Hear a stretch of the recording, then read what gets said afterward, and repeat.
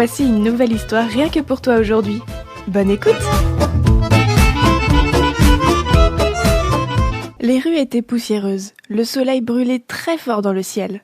Et de nouveau, le mendiant était assis sur le bord de la route.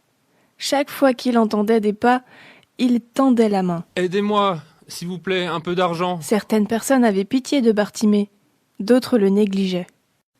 Un jour, il semblait que tous les habitants de la ville de Jéricho étaient dehors dans la rue. Qu'est-ce qui se passe? Jésus, le Fils de Dieu, vient par ici.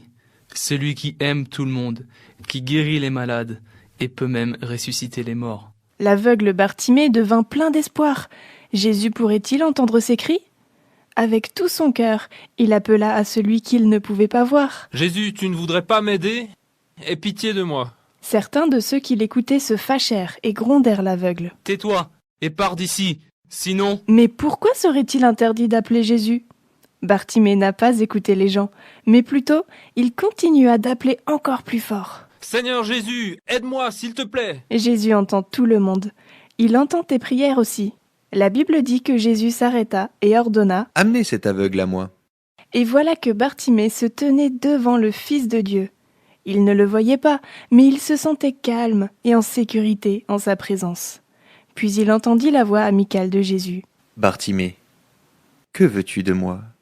Que veux-tu que je fasse pour toi ?» Bartimée n'a pas eu à réfléchir longtemps.